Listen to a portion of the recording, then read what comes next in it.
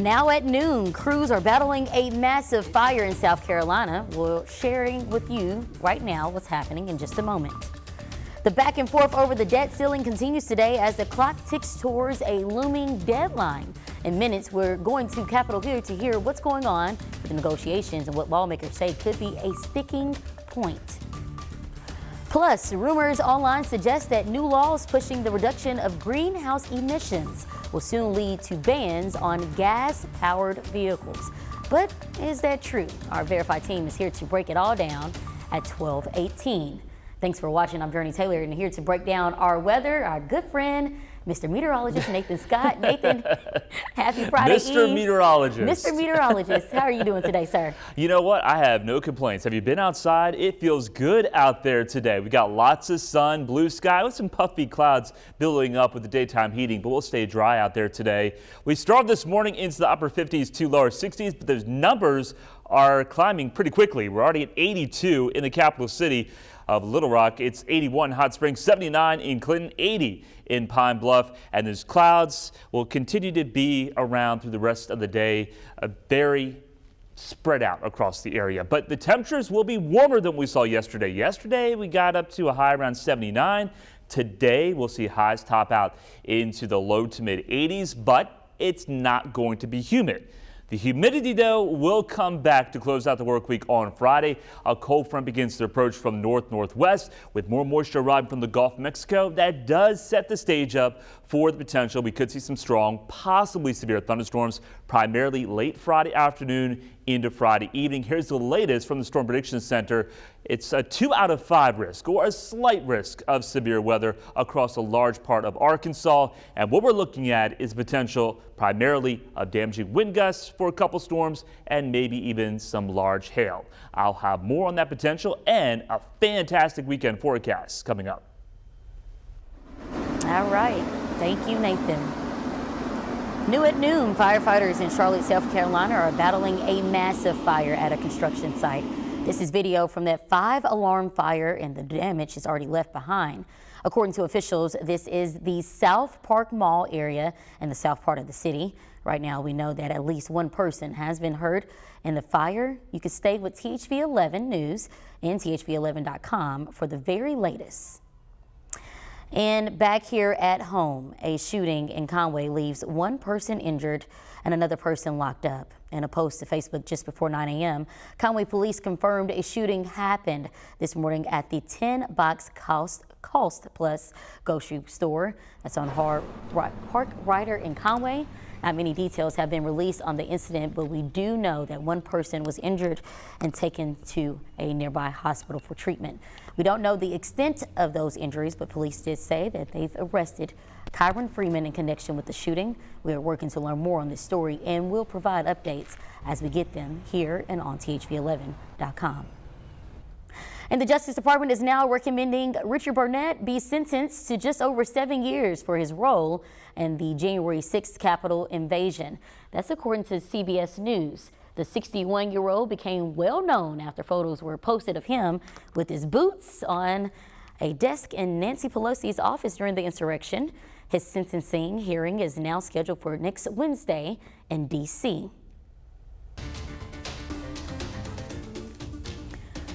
Well, now to a THV 11 update. Federal aviation investigators will arrive in Arkansas today to investigate a deadly plane crash. After hours of searching for the wreckage, officials confirmed the crash claimed the life of a former Mississippi State Senator. Former Mississippi State Senator John Morgan has been identified as the man flying the passenger plane. The 76-year-old from Oxford served in the Mississippi State House from 1983 to 1991. Investigators say the plane was coming in from Oxford when officials lost contact with the aircraft on its approach to Drake Field in Fayetteville. Witnesses called 911 saying they heard a plane sputtering and then crash nearby. The well-known politician leaving his mark for decades. Take a listen to what his friend John Cofield had to say about him. John was very gregarious and outgoing and could tell the funniest stories you ever heard, and he had a way of just captivating those, the town and the institution are the lesser for Johnny's death, and we mourned for a long time. The crash originally triggered a large reaction with several agencies responding, including a Black Hawk helicopter. When authorities first realized the plane could carry 8 to 10 people. Several hours later, we learned Morgan was the only person on board. A search continues today for a man who was swept away in the Buffalo River yesterday. Just after 4 p.m. Tuesday, Buffalo National River Dispatch learned a 39-year-old man lost his footing at Grinders Ferry. They say he went underwater and never came back up. Crews were out searching until dark both last night and the night before. Officials believe the man was not wearing a life jacket when he went under. Whenever these things occur, no one means for them to happen. But we always want to make sure that everyone is coming into these adventures leaving with happy memories and not sad ones. And in order to do that, you want to prepare yourself the best possible way. Now, just days before this incident, the Park Service says multiple people almost drowned in that same location at Grinders Ferry. Crews will continue the search, but say they are not looking for help from any volunteers at this moment. Negotiations continue today on a plan that would raise the debt ceiling but still be able to pass both chambers of Congress. But a sticking point in the talks could be emerging. Nicole D'Antonio has more details from Capitol Hill. House Speaker Kevin McCarthy says negotiations over the debt ceiling are progressing. We got to get it done, so we're going to work until we can get it done. But House Republicans insist on including stricter work requirements for Medicaid and food stamp recipients. It's not right to take your tax dollars and pay somebody to stay at home. We've got jobs opening. So if that's one of the things he's calling out, no deal. But many Democrats say the Republican plan goes too far. They have blown up the deficit time and time and time again, and now what they want to do is cut programs for ordinary people to fund bigger tax cuts for the rich. It's abominable. Prior to leaving for Japan, President Biden hinted that he may be open to some changes. I voted years ago for the work requirements that exist, but it's possible there could be a few others, but not anything of any consequence. Some Senate Democrats are drafting a letter to President Biden asking him to cut off the negotiations and just pay the debt without congressional approval. The letter says, "We write to urgently request that you prepare to exercise your authority under the 14th Amendment of the Constitution, which clearly states the validity of the public debt of the United States shall not be questioned."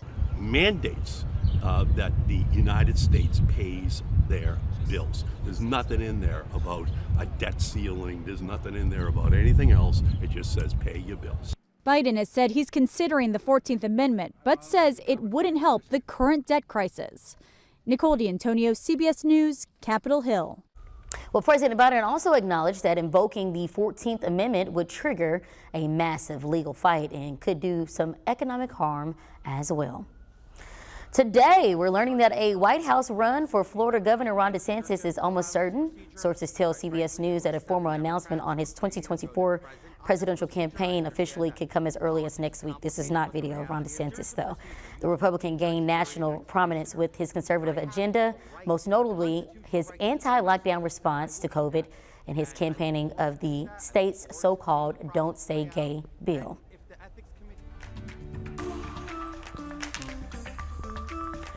Well, they're off. Law enforcement officers from across Arkansas have left the Capitol steps running to Searcy as part of the final leg torch run, all for the 2023 Special Olympics Arkansas Summer Games.